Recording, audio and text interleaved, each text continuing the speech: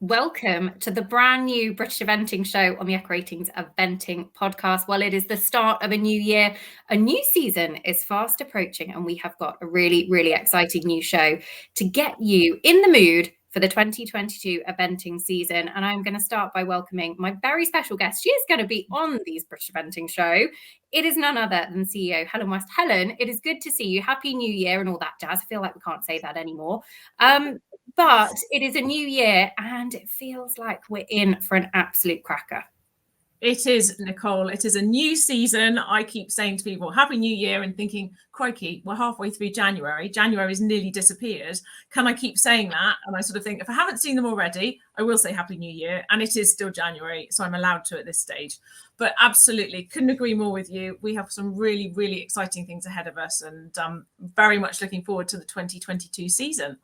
It's like seeing all of our eventing friends in October at the last event of the season and saying Happy Christmas. Everybody thinks we're mad, but, you know, it is a real community and we miss them over the winter months. So let's start off because we have got a brand new British Eventing show coming out every month over the next year. And I think it's really important for us to talk about why we're doing it, what we want to achieve, and kind of the vision for this show, because it is so much about the members and their voice. Absolutely. Yes, Nicole. For me, it is wanting to, it's wanting there to be a face to British eventing. I am a person, the team, everybody there, every single individual is a person. And I don't want it to be a faceless organisation. This is a fantastic opportunity to, for everybody to share with us. See behind the scenes a little bit, see what we're thinking and what the plans are for the future, and to have a channel to communicate that to the members, because that is so important. And I am conscious that, it's something we've come in for a bit of criticism for in the past, not having communicated enough. It's something we know we need to do more of. And I really feel that this is a fantastic way of getting that communication channel out there. Transparency, isn't it?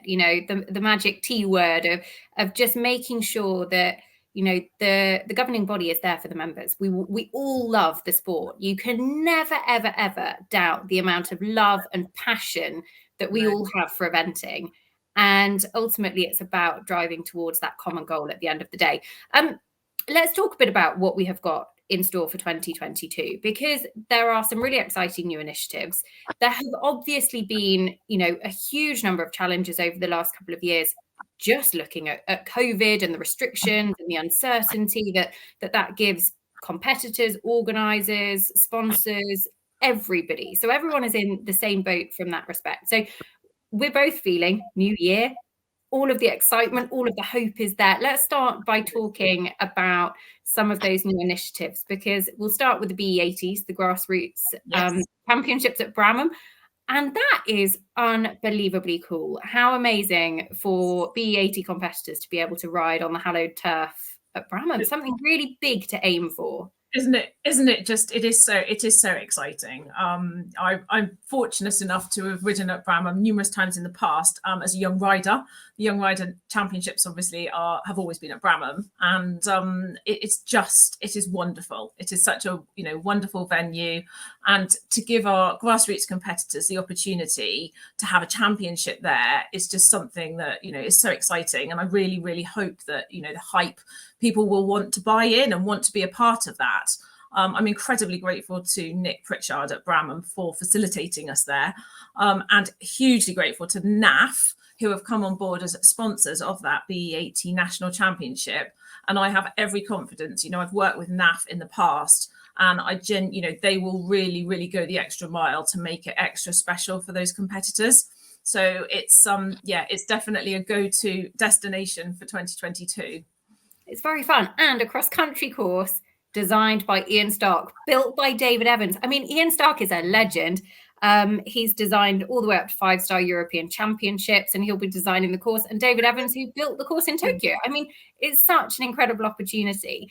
And I guess that kind of builds in all about the new membership levels. Just give us an overview as to why we have got new membership in British Eventing this year. Absolutely. And what the aims are for them.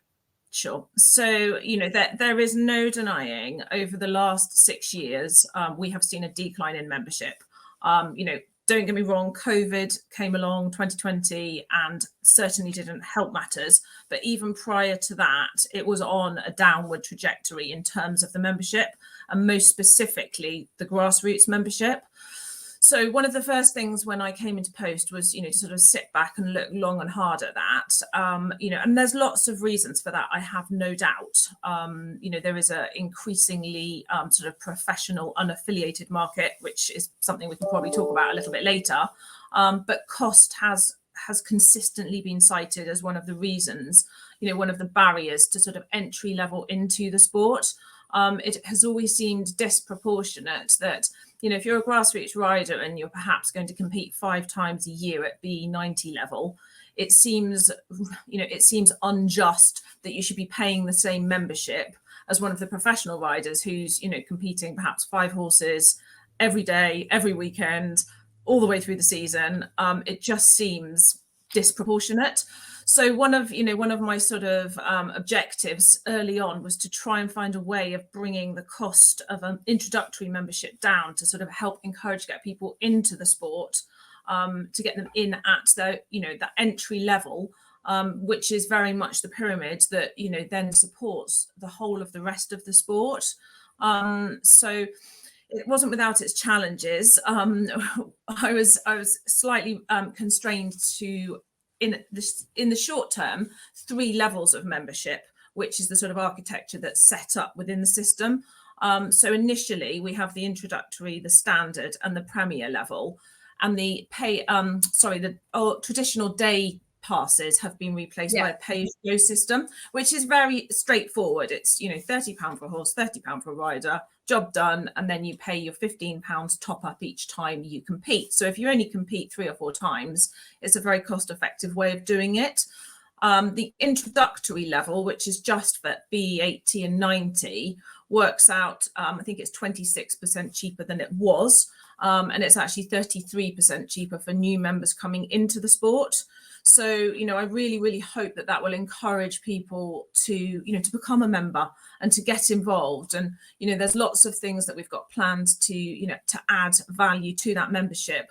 And I really want to create a sense of inclusivity and a sense of community. Eventing is fun. That is, the vast majority, well, everybody in it. I'm not going to just say the vast majority, even the, the very, very pro guys. I would like to think they have fun as well. But, we need to remember that. And, I want people to come and be part of that community, that family, and enjoy it. The fun word. I love that. And I think we all need to sometimes pinch ourselves just a little bit, because everything gets caught up in, there's so much stress and worry and anxiety and everything around whether you're competing as an organizer, but ultimately you've got to build that through, because that builds the community, it builds your passion, and it's a knock-on effect.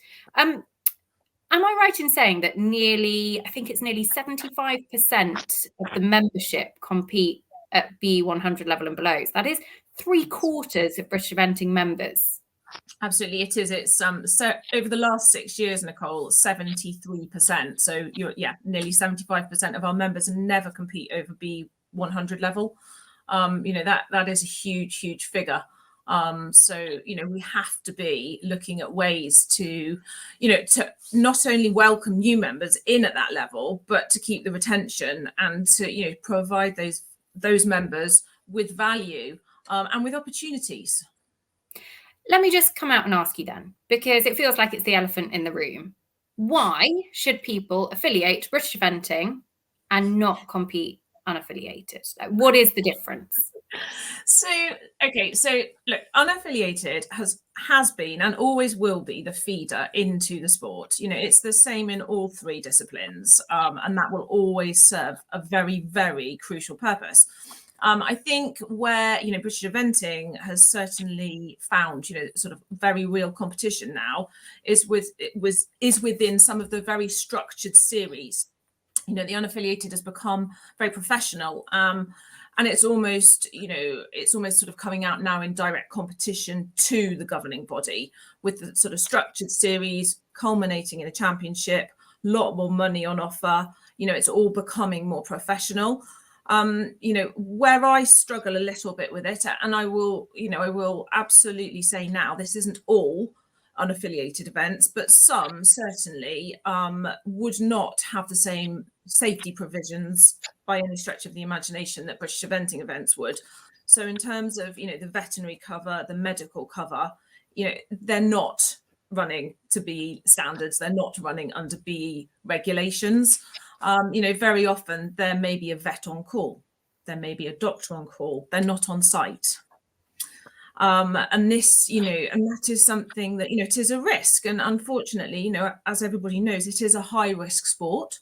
Accidents do happen. And unfortunately, until you've been on the other side of the fence and seen it, on a very, very bad day, I don't think you necessarily appreciate quite how crucial that is.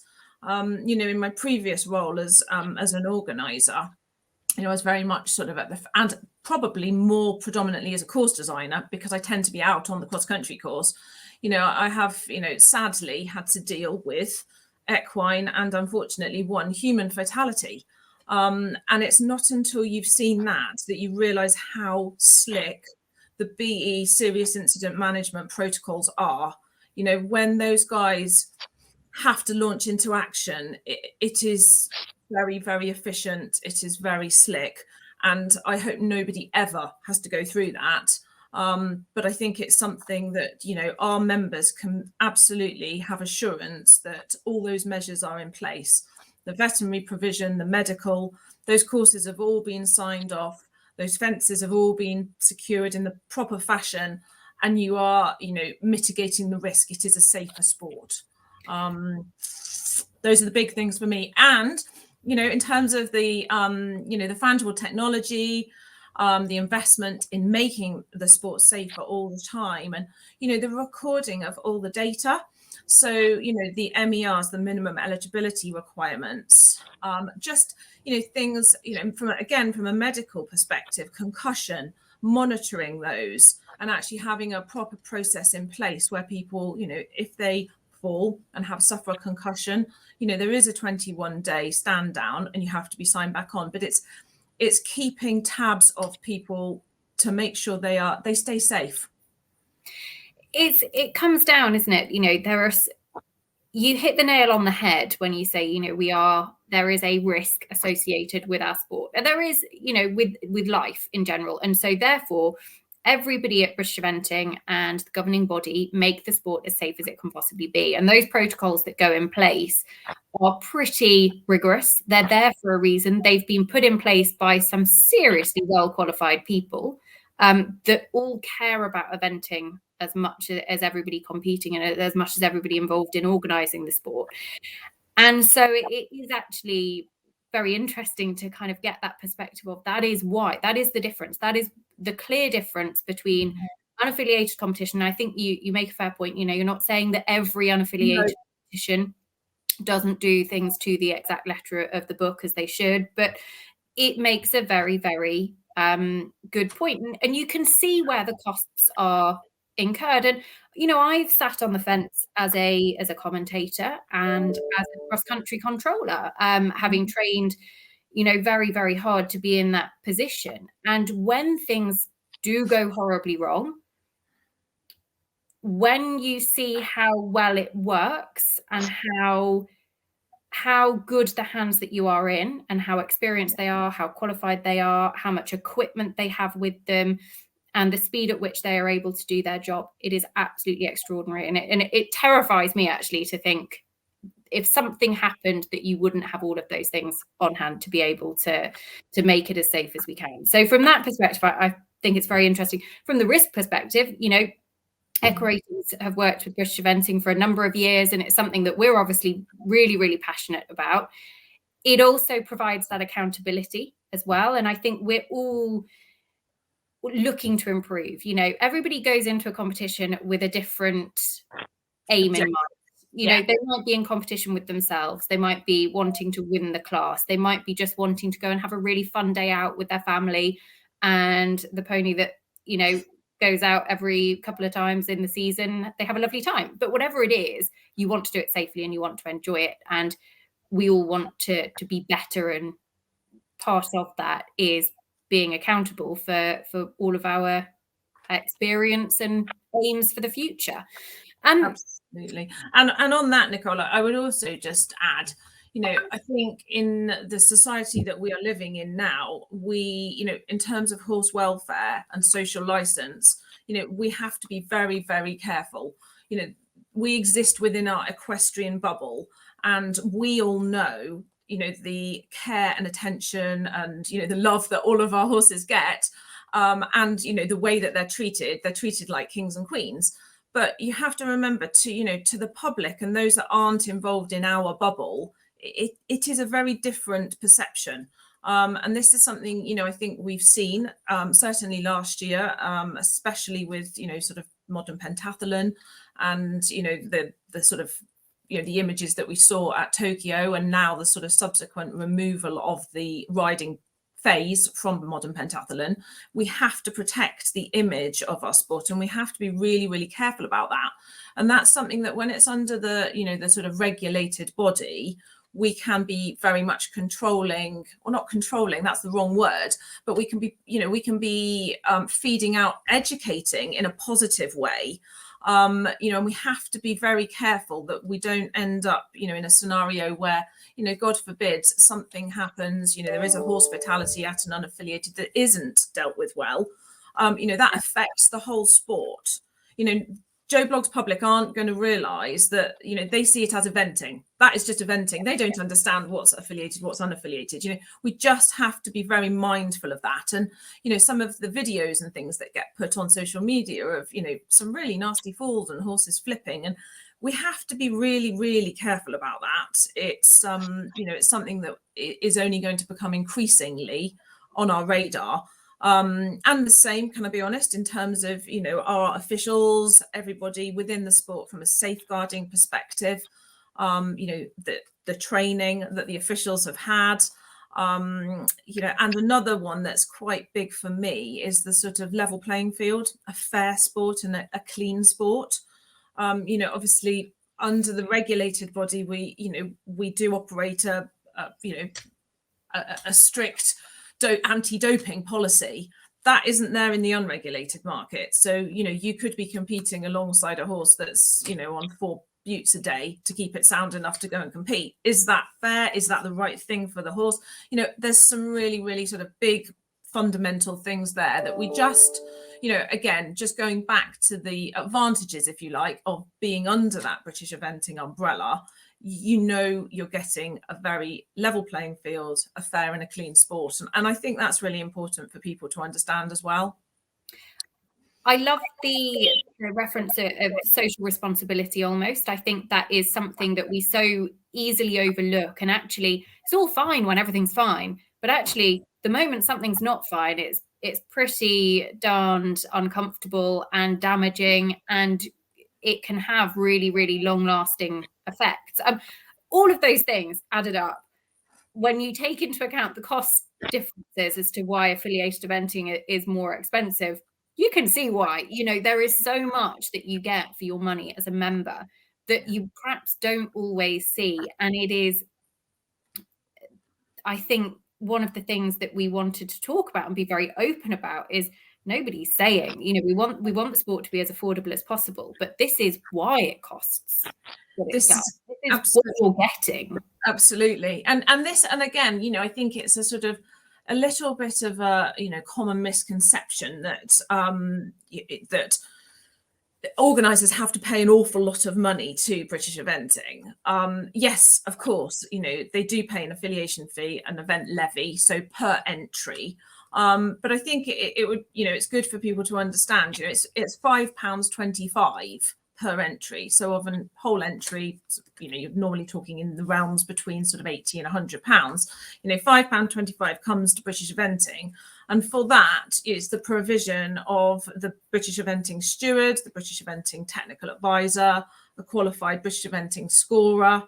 You've then obviously got, access to all of the British eventing equipment, the stopwatches, clocks, sorry, excuse me, in terms of the frangible technology. There's an awful lot when you start adding it up. And in terms of us, obviously training our officials, getting them to that point, it does, I genuinely don't think it's bad value for money from an organizer's perspective. And having been in that role for, 8 years previously, it's interesting because for me, with the business model that I was running previously, I always stuck to running British eventing. I didn't go down the unaffiliated route just because I had a very clear strategy to build up the standard, the profile of, Bicton previously. And I wanted to protect the ground as much as I could to get the going as good as I possibly could.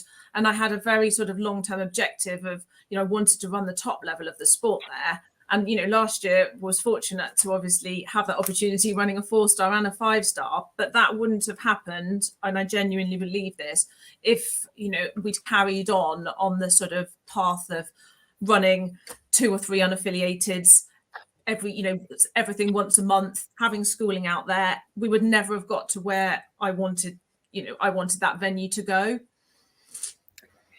It makes a really interesting point in terms of your experience, because actually you wear quite a lot of hats, Helen, if I'm honest, in so much as you've got experience as a rider. You've ridden up to top level. You've been an organizer, which I think is key. So rider, organizer, course designer. You've designed courses up to the 4-star level as well. I know safety cross country, we've just talked about quite a bit of that. That's something you're massively passionate about. So let's talk about you for a second, because obviously you've been thrown into CEO of British Eventing, but your background, what was it about eventing that really captured your imagination those years ago?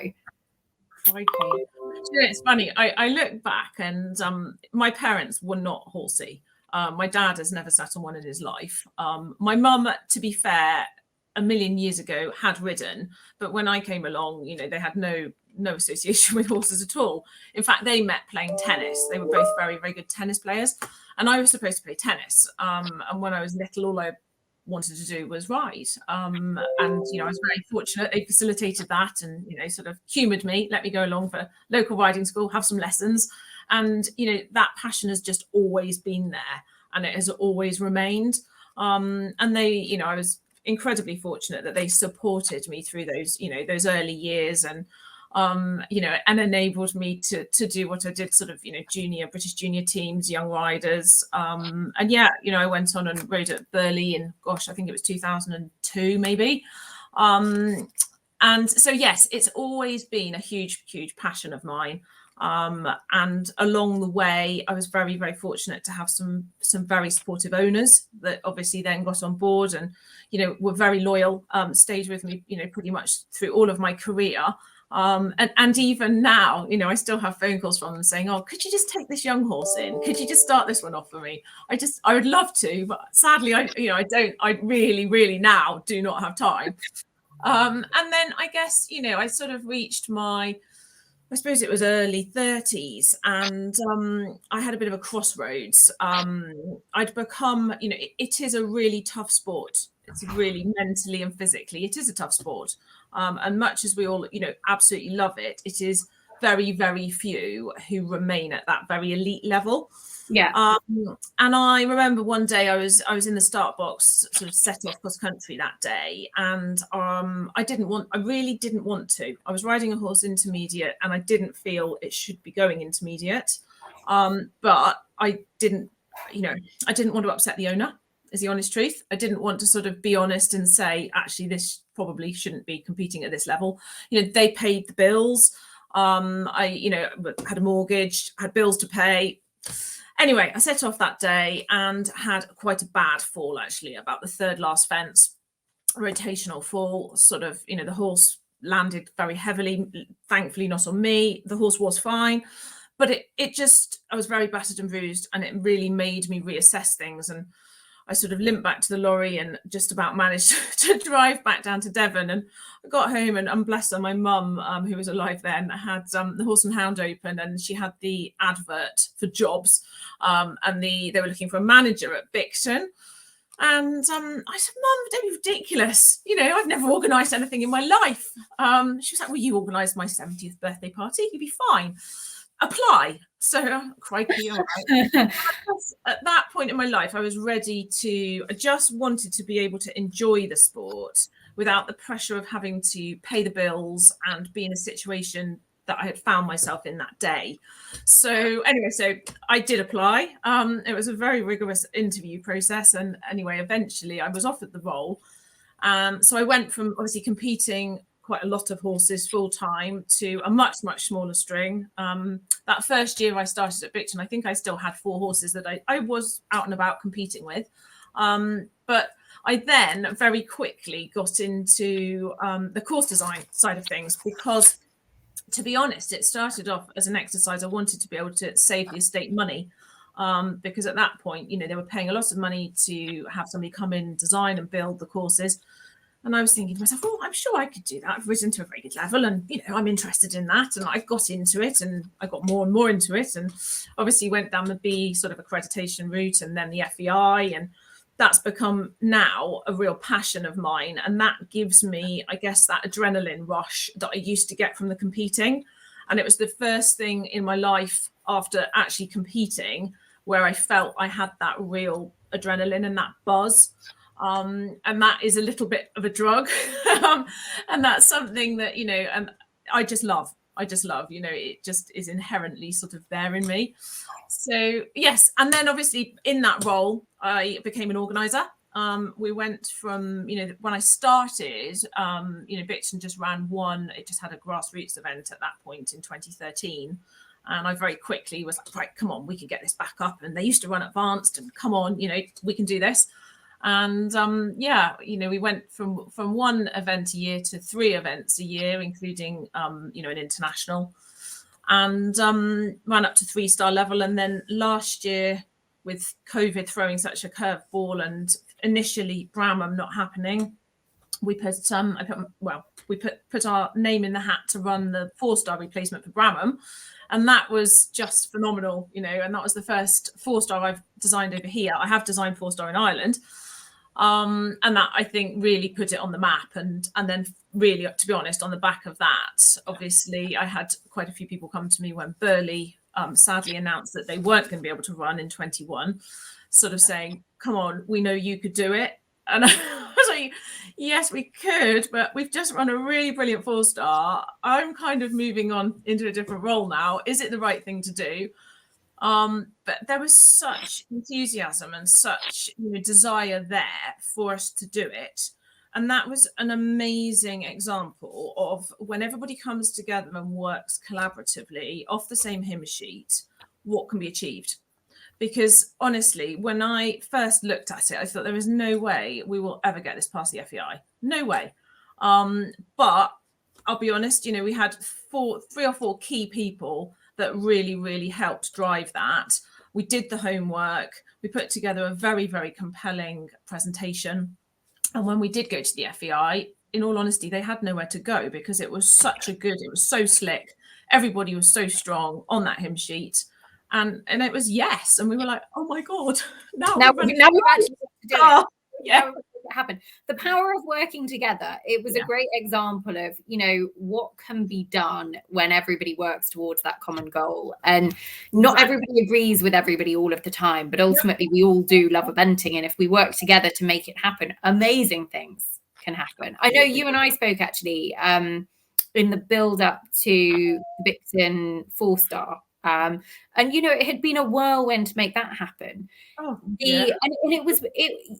it was a brave decision by the team, and you were very, very brave as a course designer. And I think that absolutely paid off. But there were, you didn't just go and say, oh, we're going to put on a 4-star. You absolutely put on a 4-star that we haven't seen for some time and that everybody spoke about. From your event organisers sort of experiences, what are the challenges that face organisers? Because there are so many, different ideas, different business models, different challenges coming around. What was the hardest thing for you as an organizer with a vision? crikey. Probably, honestly, the hardest thing for me was actually being given the opportunity to showcase what I felt and I always believed we could do and we could pull off. Because, you know, I had this vision, I had these wonderful ideas, you know, I knew, or I was pretty confident that if I got, you know, the ground right, the courses right, the experience for the competitors right, they would come and they would vote with their feet, which they did. What I probably found the most frustrating was, you know, at that point, then there not being an opportunity for us to be able to run an international, not being an opportunity for us to then run a 4-star. And, you know, it's ironic that it really, to be honest, took a pandemic to come along to provide me with that opportunity to showcase what we can do. And I, you know, and that's something, you know, I've gone into this role now. I don't want any, you know, young up and coming organisers to sort of feel that door is shut, because it can feel very closed. It can feel a little bit closed door. And I don't want people to feel that, because I experienced that myself. And I think it's really important that, you know, we need to be welcoming new, forward-thinking, you know, organisers into the sport, as well as maintaining, you know, we have the most wonderful, wonderful venues out there. We have, you know, organising committees who are so passionate and give up so much time for the sport. And they absolutely, you know, there is a place for everybody. It's all a balance. You know, and I think we need to be, you know, careful that we don't become so protectionist that there are no opportunities for new people coming in, because actually I don't think that's the right thing in terms of event standards and in terms of, you know, actually offering the best possible service and product to our membership. But we also have to be mindful of keeping the, you know, the integrity and the authenticity of the sport. And I don't ever want to see, you know, eventing become completely facilities based, for example, in this country. I don't think that's the right thing for the sport at all. And I don't think that's what the membership want. You've only got to look at, you know, the grassroots guys now, and, you know, those aspirational venues are really, you know, they're a massive draw. We all want that photo, you know, with a big stately home in the background. Mm-hmm. And that is important. But I don't think that's the be all and end all. I don't think that's the only thing. You know, the sport has evolved. You know, horses are worth an awful lot of money, you know, in terms of the footing, the facilities. There is all a balance there. And, you know, I think that's the difficult thing to strike. And that's one of the things, you know, in this country, we have so, you know, so much variety, so much choice, which is absolutely brilliant. You know, it's probably stronger in that respect than any other country. But it's identifying that, and it is, you know, ensuring the sustainability of that, because it is very much more difficult for your greenfield one-off event sites to make it stack than it is for, you know, a site that has permanent facilities there that are probably utilized for numerous other purposes. You know, when you're bringing everything into a greenfield site from scratch, when you're hiring everything from, you know, dressage boards, show jumps, you name it, financially, those organisers are at, you know, bear the burden, because it is a lot more expensive. And that's where, you know, again, it's an interesting one, because, you know, I've always felt, funnily enough, that, you know, it would be better for organisers to have, say, a flexible window that they could set their own entry fees, because they could be more in line with, you know, the business models that they're running. Actually, they can price accordingly, and it would empower them to actually, I think, you know, potentially be in a better place to be able to charge what they need to. There's some organisers that I think would absolutely think that that is the right, you know, we should move forward with that. There's some organisers that absolutely don't. They feel it should be the same for everybody, you know, one price for all.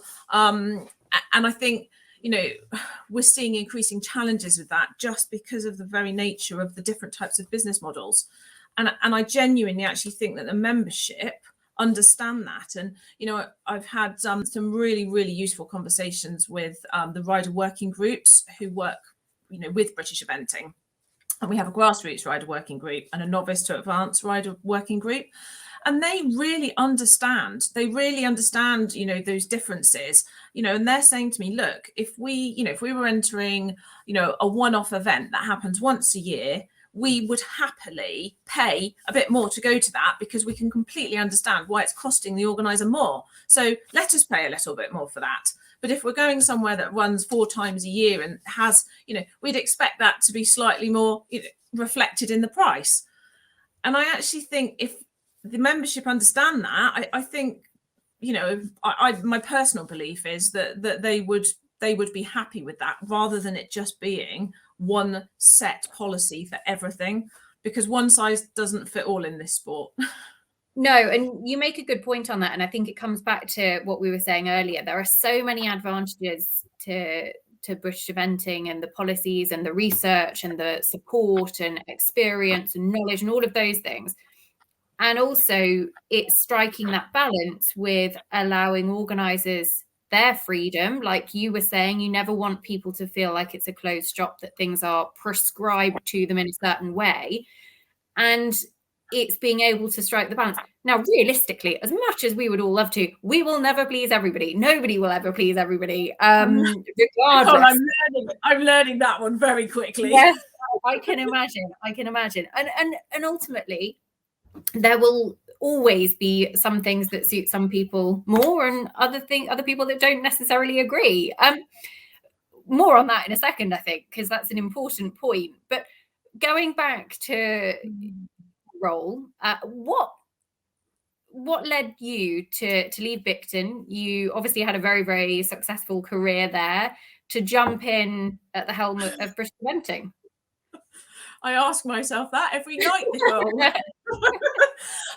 No, genuinely. Okay, I'd been there. It was my 8th year, and I'd taken it from, running 1 horse trials up to novice level, a couple of show jumping shows, and a couple of dressage competitions to, ultimately we ended up running, eventing, 4-star, 5-star, show jumping, horse of the year show qualifiers. The last year I was there, we ran a 2-week show jumping tour. I think we gave out about £60,000 prize money.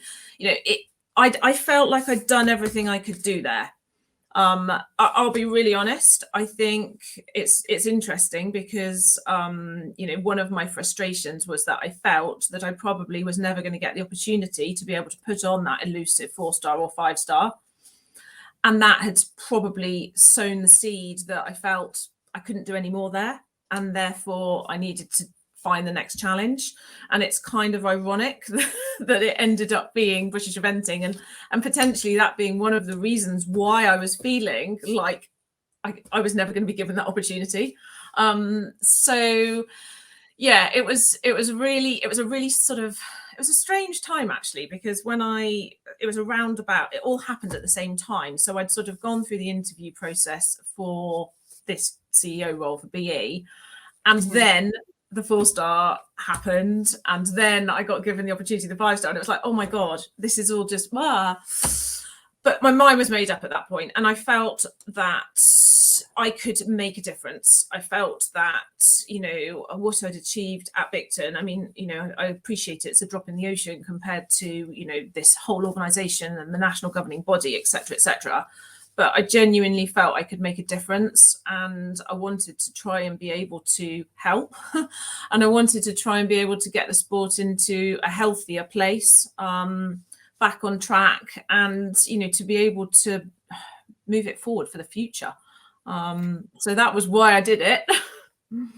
And what about now? We're 6-8 months on. Last summer would have been a complete whirlwind. I have absolutely no doubt about it. You add in, I think your first day on the job was Tokyo, winning medals, and then of course there was the Europeans and everything else thrown into the mix. The challenges are well documented. You've been very, very open with saying that. What is the vision though? Where would you like to see British eventing in, say, 12 months or 3 years time, 10 years time? What is the goal for you? Yeah, sure. So, a sustainable sport for all. So, it's ironic, that first day, oh my gosh, Olympic gold team, individual silver, and then, like a month later, clean sweep at the Europeans. And then, you walk into head office on the Monday, and, those guys in there, honestly, I used to be sat on the outside looking in thinking, oh, for goodness sake, all those people at head office, what are they doing? Blah, blah, blah. Why aren't they doing this? Why aren't they? Honestly, I mean, I cannot emphasize enough. It is constant firefighting in there. It is very, very challenging. Those guys all deserve a medal, honestly, in terms of what, the challenges that they are having to deal with, which I guess largely are due to the systems. If the systems all worked, it would make life so much easier, but they don't. So there's an awful lot of manual validation of everything. And if you think in terms of the number of entries that we take, that we process through a year, the MERs, qualifications, medical suspensions, reverse qualifications, an awful lot of this is still having to be done manually. And they are snowed under, when the phones are ringing and people are wanting, to sort out issues on the phone. You've got all the cases coming in via email. They literally, it's very, very difficult for them to come up for breathing space. And, moving forward, that, I want to improve that. I want to make that better. I want the systems to be more efficient. It's no secret, the IT has, over the last 6 years, depleted our reserves to a very, very vulnerable level. And that has to stop. Moving forward, we have a plan to build those reserves back up. There is a roadmap sort of out of the model of the IT that we are currently sort of constrained with. It's a very, very complicated architecture. Those guys that are in there, I take my hat off to them, how they keep it all running and keep this bit talking to that bit. And it is so complicated. We need to simplify it. We really, really need to simplify it, keep it simple, stupid. And moving forward, it's efficiencies. We just need to be more efficient about the use of time, resource. We need to build up the reserves. We need to get into a financially stronger position to then be able to put back into the sport. And that's the hard thing for me at the moment, because I'm all about the sport. And I really, that's my main driver in life. And I feel, short term, I've just got to stabilize it. I've just got to get it back on track before I'm then in a position to be able to start putting money back into the sport and doing the exciting things. But in the meantime, there's lots of things that we can do. There's lots of initiatives that we are, that we are obviously rolling out. We need to provide, greater opportunities for all of our members. At every level. I would like championships and leagues for everybody. I'd like to be able to get training back up and running. I think that it's really important that as a national governing body that, we have a training provision. Those members coming in for the first time, that's a really, really vital component for them. And I want to build that sense of community and that sense of camaraderie and being a part of it. And, there's so many wonderful things about the sport, and it's trying to make that accessible, I guess, for as many as possible.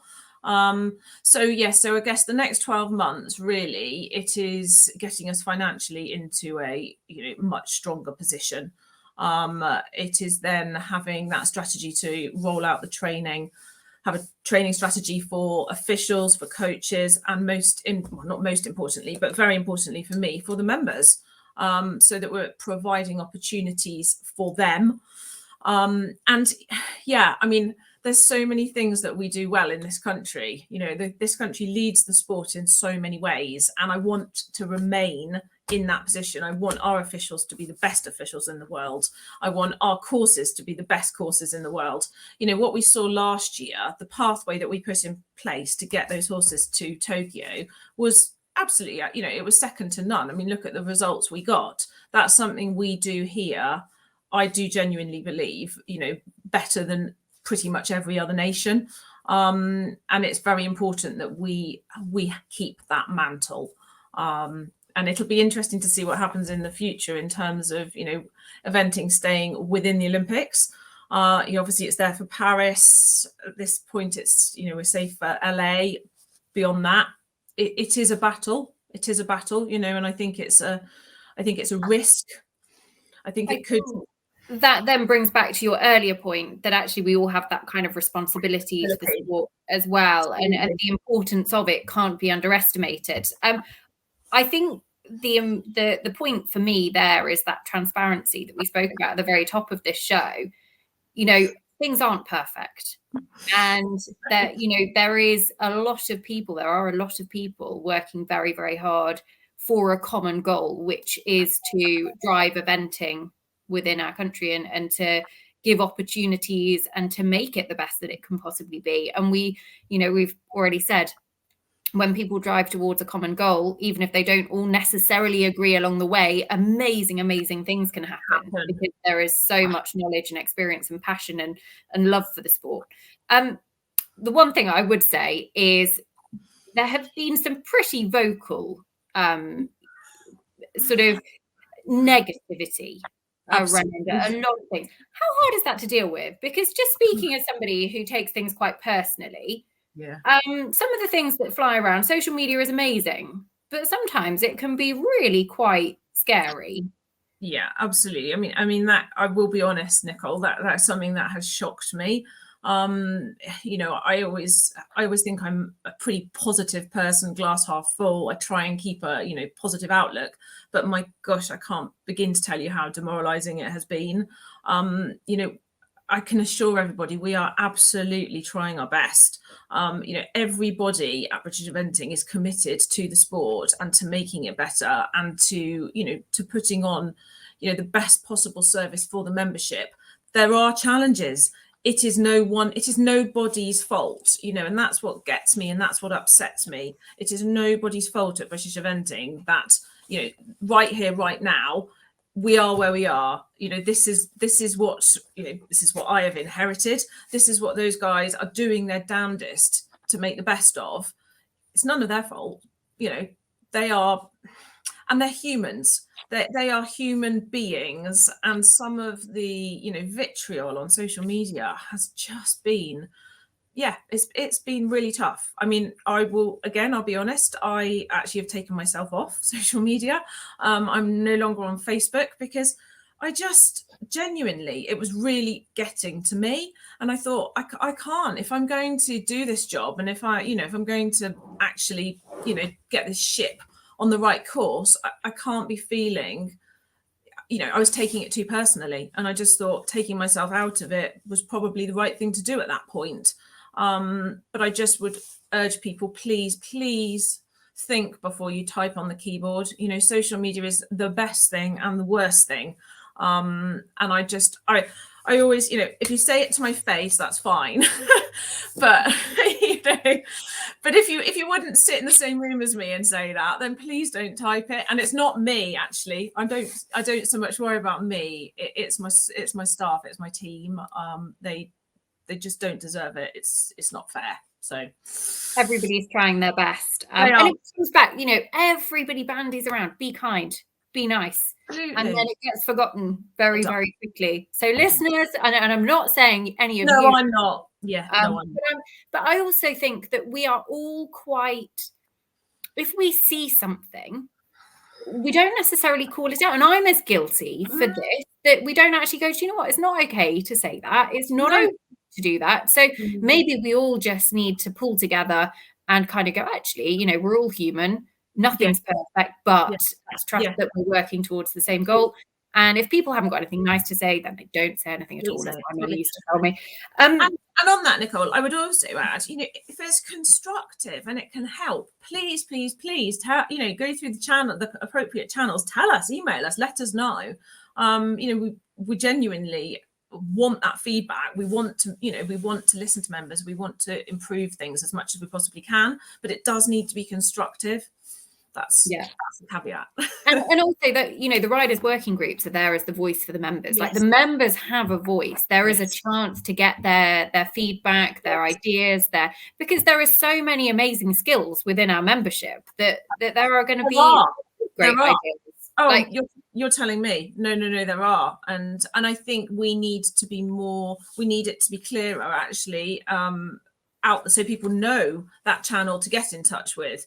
You know, who do I go to? Who is that rider working group? How do I get in touch? And I think that's something that, you know, actually, do you know what, in terms of communication, we need to be better at, and we need to make clearer. So that's my takeaway. There we go. Just another job to add onto your list. Another one to add. Yeah, absolutely. No, look, it is a really important point, listeners. You know, we hope that you've enjoyed a bit of an insight. This show has been really about setting the scene, and to be honest, being honest about, you know, what the situation is, where the driving force is looking to go, and how people can have their input as well. And we come back to that transparency that we spoke about at the start of the show. The transparency into British eventing and the plans for this year. Very much this show is going to be a chance for Helen, for you to have your voice, but also for us to really share some very, very exciting eventing with the membership as well. And on that, Nicole, I'm sorry, I've got to butt in at that point. Badminton and Burghley back this year, 5 stars, amazing. You know, and actually, well, Badminton Burghley, we've got Bramham back. We've already talked, obviously, about Bramham with the 80, but from a 4-star perspective, absolutely fantastic. And, you know, it's the World Equestrian Games this year. How exciting is that? You know, we've got WEG this year. We've got, you know, we're on the build up to the Paris cycle 2024. And this year, we've also got the Junior and Young Rider European Championships on home soil, on UK turf at Hartbury. I think the ponies are back, going back to Poland. But there is so much to look forward to. And just remember, we are current world, Olympic and European champions. So we're in a good place. Pressure's on for this year. But it makes a great point. We saw it at Blenheim last year, you know, crowds came out in their absolute droves to support an amazing event, and we hope that we'll see it this year. Badminton back, Burghley back, as you say, Bramham, and so many other big events too. We actually have been speaking about it quite a bit on the EquiRatings Eventing Podcast over the last couple of months, the importance of those big 5 stars. And Piggy March was pretty frank in her summary of it. Very much, you know, it cannot be underestimated all through the levels, and the knock-on effect that not having them has had. So hopefully we have got a very, very exciting 2022 ahead of us.